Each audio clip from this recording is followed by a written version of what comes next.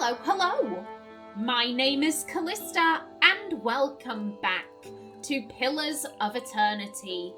In the last episode, we sided with House Ximena. We have received the quest to secure our alliance. We must assassinate a member of the Crucible Knights and make it look like the dozens were the ones who committed the deed. Although Abacan is saying no, House Ximena should claim the crime, or at least I'm thinking that's his intention. Abacan approached me and asked me not to blame the dozens for the attack. He thinks his father has been too cautious, and he wants to return to the days when the Dominel name was feared throughout the city. This is intriguing. This is very intriguing. I'm not entirely sure what Ximena would be thinking. Either way, we're not doing that just yet, so we have time to think about it. For today, we return to the Pearlwood Bluffs. I'm thinking, we've just done a main quest. Ooh, Hireling Payday. Okay. Oh. Okay. And anything else? Oh, that'll be the thing has been completed. Okay. Nothing pending. Just Neri the Deft Hand has sent word from the Deadfire Archipelago thanking for your role in giving her a fresh start. Okay. Okay, so nothing lost, but nothing gained. She went off and she's living her best life. Good for her. Good for her. Now then, let's build.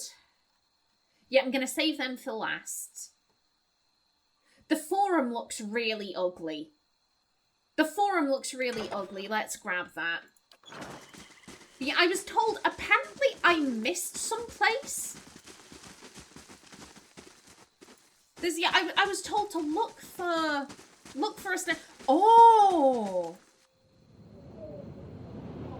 A lively breeze ruffles your clothes as you approach the edge of the bluff. A cave mouth yawns from the cliff face. It's only a dozen feet below your position, but the weathered rock is too smooth to scale.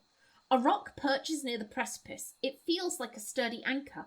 Okay, tie your rope to the rock, securing it with your grappling hook, and climb down.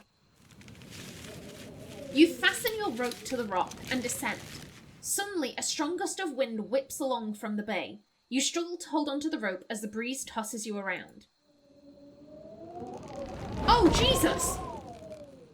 The wind picks up and knocks Ximena into the wall. Ximena loses hold of the rope and begins to plummet. Aloth! Good buddy, Aloth! Without hesitation, Aloth reaches out and grabs Ximena. The weight wrenches Aloth's shoulder but saves Ximena from certain death. Aloth, you are my best friend. Ximena will not forget this. Moments later, the gale subsides and you make your way to the mouth of the cave. Oh my god. Aloth, buddy, are you okay?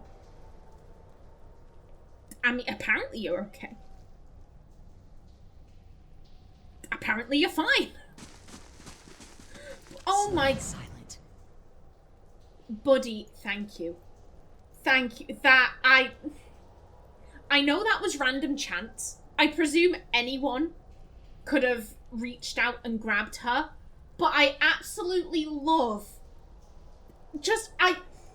I'm not gonna lie, I always tend to get attached to the companion we recruit first. I don't know what it is. I think it's the fact of like, oh, you'll have been with the main character for the longest. You'll have been with the player from the very beginning. And so that's why I get so attached. But I just love, we saved Aloth from drunks, and then he saved us from a fall. I love that. Ximena is definitely looking at Aloth with a newfound respect. How do I put it? It's not that she doesn't respect these people. It's just the fact of, like, you know, she recruited these guys because, you know, I need people. Like, she didn't recruit anyone because, like, you know, oh, I'm a nice, friendly person. I want friends, ho-hum. Like, she didn't recruit these people because of that. She recruited them as a matter of, like, strategy. It's strategically beneficial for me to have people backing me up. It wasn't because she wanted friends. It wasn't because she was loyal to anyone or because she believed in their cause. It was pure logic. It was pure strategy. And so the fact that, like, I can picture it. I can picture it in my head. She's falling, thinking, oh god, this is how it ends. And then Aloth, the wizard, the squishy wizard, not Adia the tank. The squishy wizard is like, not today, bitch. I've got you, girl. I can see the look in Ximena's eyes. Just the awe she would be feeling of, like, this bitch saved me. This guy saved me. Oh my god, like, Aloth has just earned her loyalty.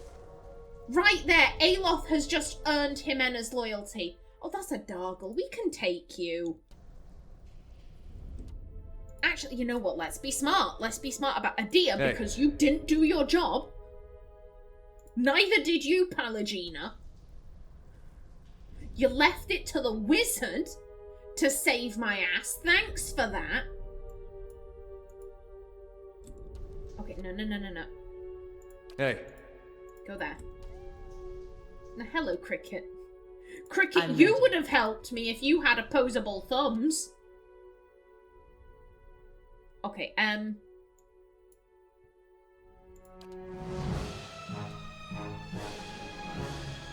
okay, I'm ready. Pallegina, go. That looked like it hurt. Okay. Oh, you've already shot one off. Okay, good stuff. Yeah, everyone just start attacking. Okay. Buddy, you come to the back. What? Durance, you go ranged. And do one of them. And that's how it's done. Settle! There we go. Everyone is attacking. Lovely jubbly. You two better be attacking. That's it! Doesn't that look like it hurt? That's right. Just get him. Get him. Hold the line. Madam.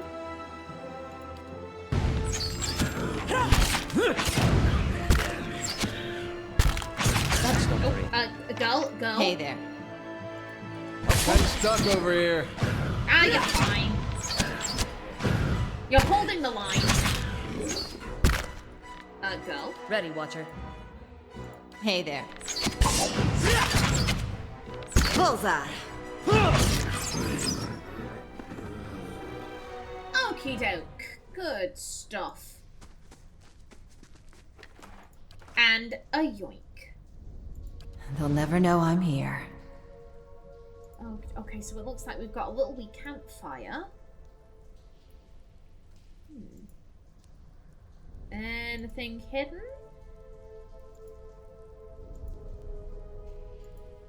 Anything at all? Okay, I guess there are no secrets here. Okay. Ooh, Ring of the... Oh, Ring of Wizardry. Oh, this is good. Aloth. You just saved my life. You have earned my loyalty. I seal that with this ring. That makes it sound like I'm proposing. Ximena isn't proposing, but Ximena is absolutely being like, take the ring. Take the ring. I am loyal to you. Oh, Captain, my Captain. 2 centuries after Telda forged a ring extending her spellcasting powers, a wizard of the Vailian Republic sought to improve upon her design. Almert of Salona was never known for particularly original scholarship or spellcraft, and many of his peers accused him of outright plagiarism. It's widely held that this is the reason he never received much credit for this ring, the only true remarkable achievement of his career. Okay, well, yoink. Aloth, How may I help? Take it. Take it. This belongs to you. Also, these can... Okay, that's the dozens token.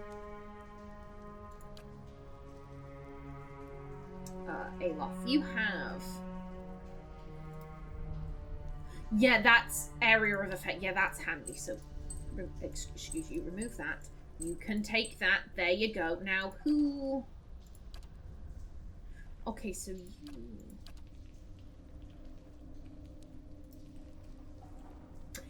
Yes, okay. I'm thinking... Well, you have nothing.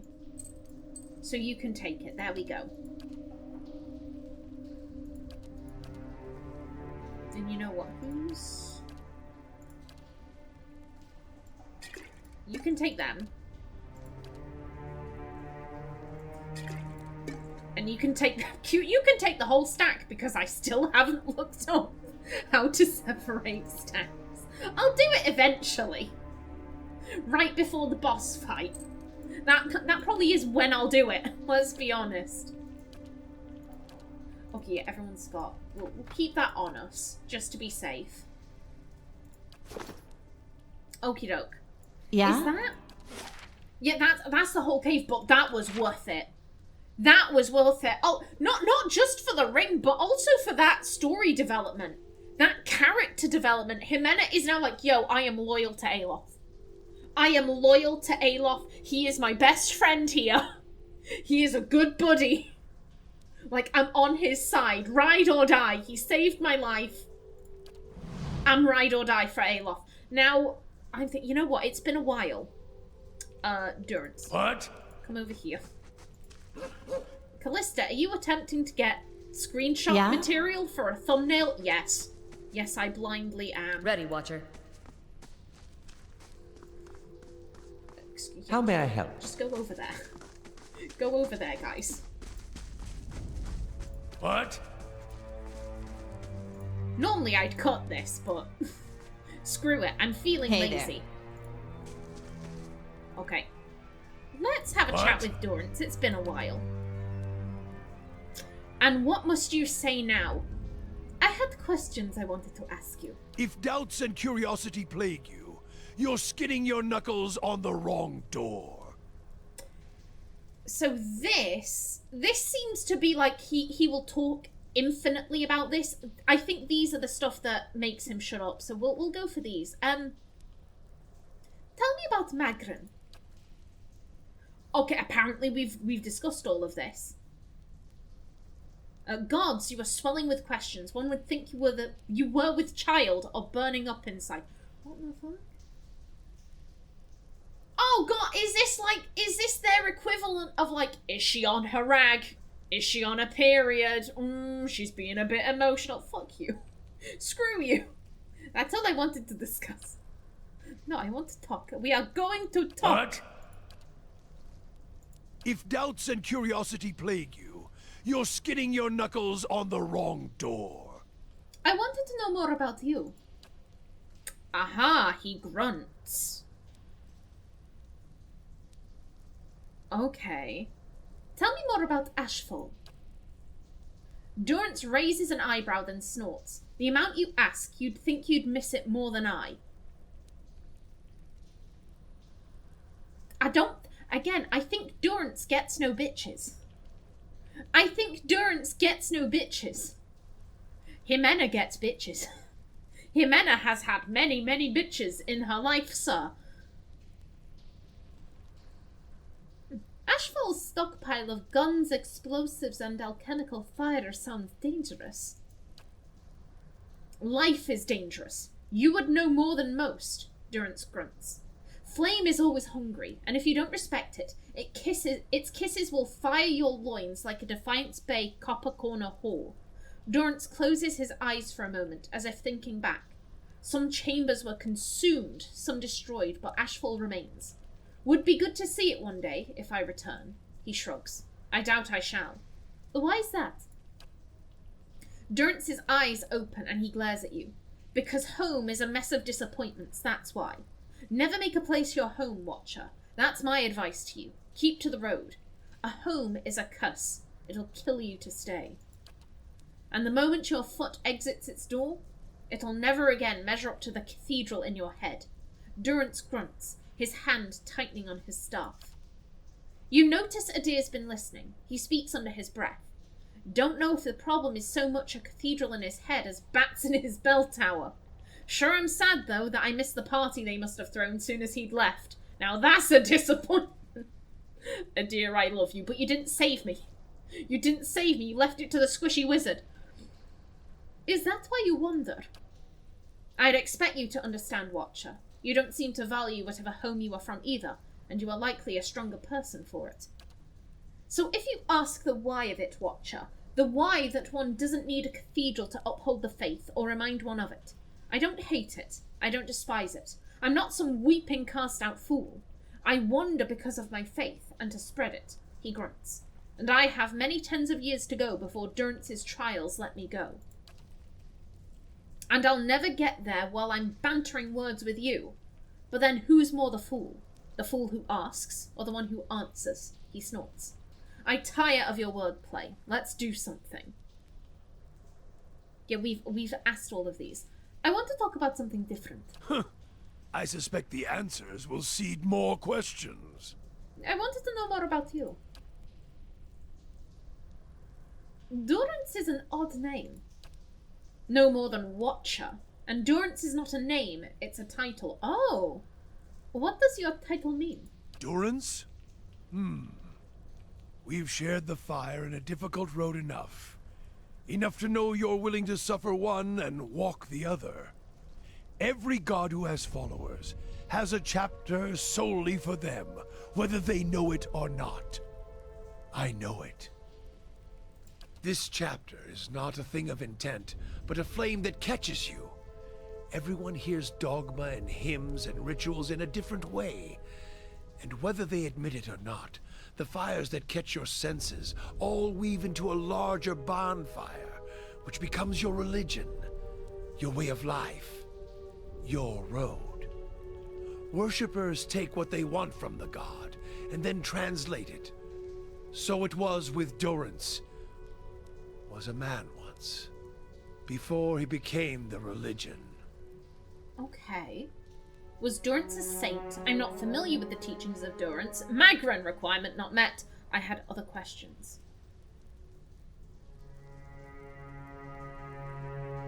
Was Durance a saint?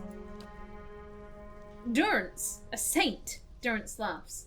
No, he worked for a living. His chuckle slows, dies, then glances at you. An old soldier's joke. But it holds true for saints as well. No saint in his teachings. His disciples did much of the work, like soldiers heading out to war. Durance sneers. His teachings are impolitic now. It was composed of several trials and lessons, woven together for the sake of faith. I'm not familiar with the teachings of Durance. There is no scripture, no poetry or wordplay open to interpretation. Its disciples are often not welcome, so they walk the road. A physical devotion. Many a metaphor has killed a man, when it would have been best to show him the truth of it, as ugly as it may seem. Before Durance, I put my faith in a great many such words, and encouraged others to do the same. All were weaker for it, unworthy of the flame. Durance's face darkens. The devotions are from days when Magran would not simply open her legs for any eager young initiate. Instead, she would turn away these faithful and ask them to wander the land to prove themselves devout. Based on the trials and judgments, then access to the god is granted, but it was up to each initiate to find the fire within them, and that fire... Durance frowns. That fire rarely burned when first they came to Magran's door and sought acceptance. Begging is not what transforms one, but to say such now, the words are not welcomed as they should. Why is that? The reasons are so many you would age and die listening to them all.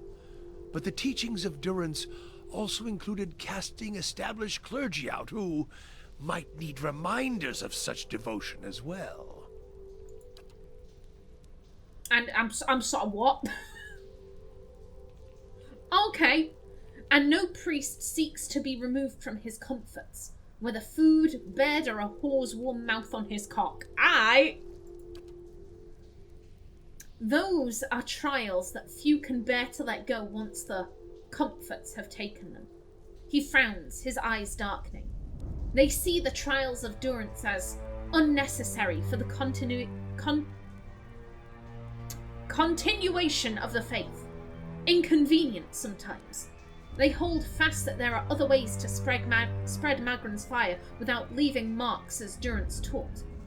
What do you mean, leaving marks? As the disciples walked the road, the trials of Durance they suffered and dispensed were also ones of justice.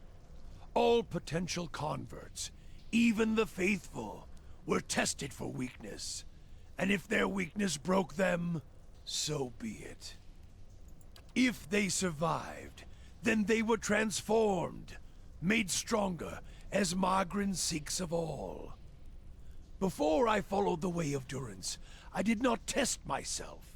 I did not test others. Weakness and injustice thrived around me because I permitted it to be so.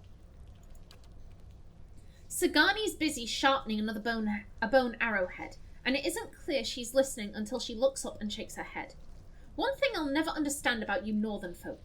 You live amidst plenty, in lands that aren't likely to kill you overnight. And yet you have this funny notion that carving the shit out of each other somehow makes you worthy of it. Sagani blows bone dust from her arrowhead. I'll never understand it. But then we can't afford to make target practice of one another in Masuk. Why would the clergy object to you dispensing justice? I had other questions. And priest, requirement not met. Why would the clergy object to your dispensing justice? Well, I mean, Ximena can imagine. This guy was like, I murder babies.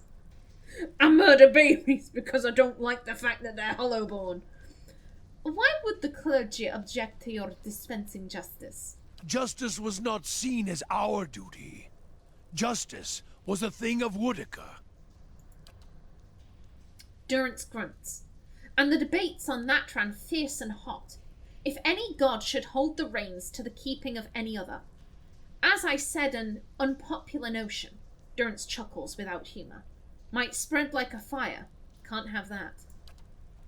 Yet Durance reminded us that Woedica had once been burned by Magran, and rightly so. If a goddess of justice must be burned to remind her of her place, well then, Magran's clergy can remind others in similar fashion. So you would punish others, so this religious travelling chapter was put down. I had other questions. Yeah, we know! He's admitted to killing hollowborn babies, like, we know this. So this religious chapter was put down. There were not many of us, Durance snarls. I am the last, and while there's no words or poetry to mar Durance's teachings, there's little to keep it alive if the fire dies. But that in itself is a test. The Saints' War gave Durance a new boost of popularity, for a time. A saint to match a saint, ruthlessness to match ruthlessness. Durance shrugs. The fiercest of us. Well, we took the battle to Aethys, and Red Ceres.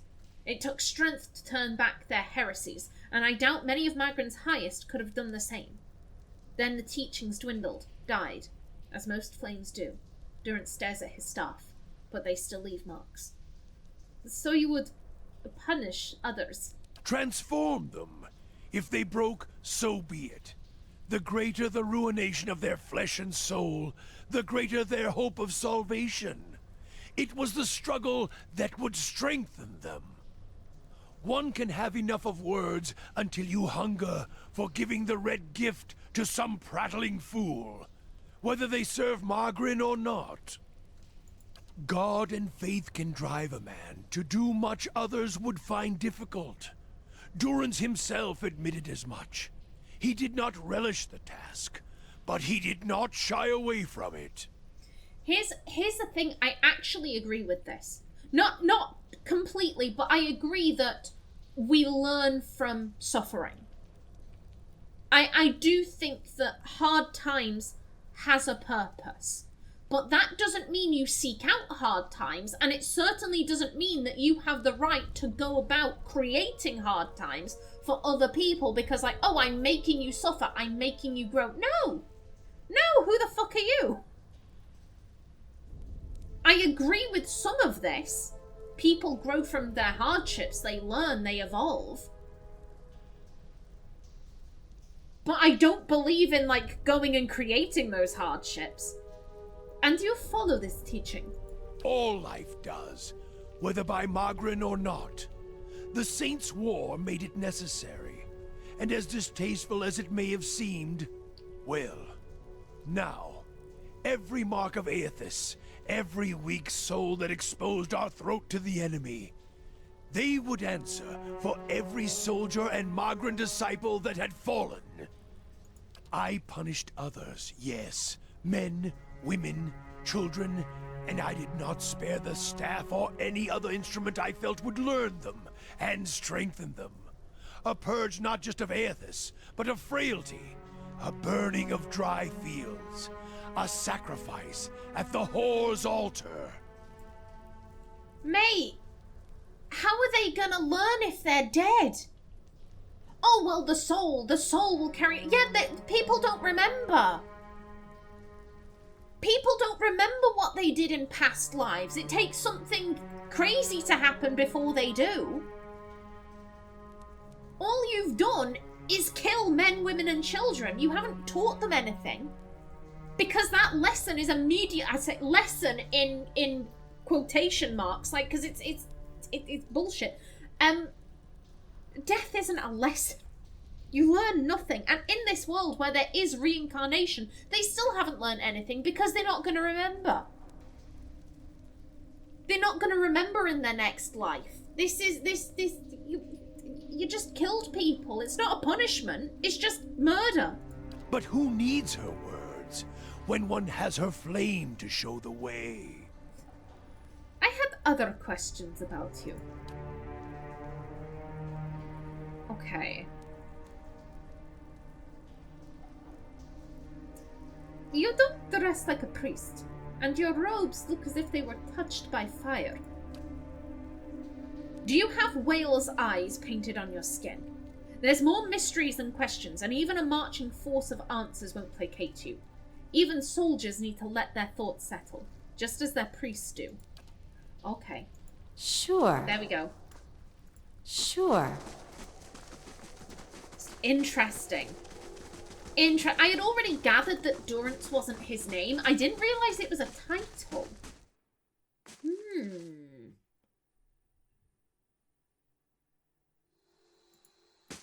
Okie doke. And with that, let's see. So we've done that. Excellent.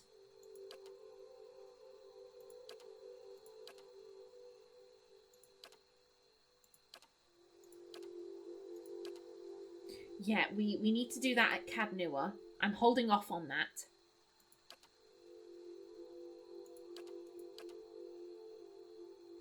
These are actually in the same place. I'm pretty sure this is the sanitarium, which is in Brackenbury. And this is in Brackenbury. Maybe I do the Hermit of Hadrat house before the Man Who Waits. Ooh. I'm thinking for right now, I'm going to go back to Cadnua. If you have any thoughts on that, then please do let me know. If you're like, no, you should do The Man Who Waits and Through Death Escape, then do the Hermit of Hadrat House. Or if it's like, no, you can mix and match them, Ishri doesn't really change anything, then please do give me your opinions on that. Yeah, considering I've just done a main mission, I'm going to do a wee bit of side questing. So let's return to Cadnua. And let's delve back into the endless paths. We can take what's his face with us. Hiraveus? Yes. We can also do one of the bounties. That's something we can do. Oh. Better indeed. Yes. Yes, it is. They're going to attack the stronghold in 8 days. What? What do you mean there's a mob?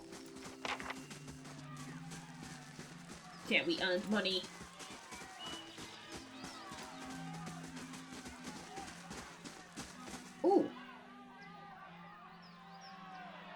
Okay. I wouldn't pay, so they set my crops on fire. When my boy tried to stop him, they knocked him over the head. He's alive, but he can't think straight no more. Your boy got lucky. My guards, good men both, got put to the sword after they'd surrendered. I paid those thugs what they wanted, but they still took everything I had. There she is! A woman points at you, and all eyes in the crowd turn their hostile gazes upon you. Oh no. Oh no. And I'm looking at my timer. I'm out of time for this episode. In the next one, can we get the baying mob to surrender? I get the feeling that someone has been going around committing atrocities and saying, you know, this is all Ximena's fault. Oh no. Oh no. Well, until the next episode. Please remember to like if you enjoyed, leave a comment below, and if you wanted to subscribe, it would be very much appreciated. A special thanks to my channel members, such as SM2K, Christopher K. Davis, CGG, and Kevin Bicknell. I've been Kallista. Thanks for watching, and see you in the next episode.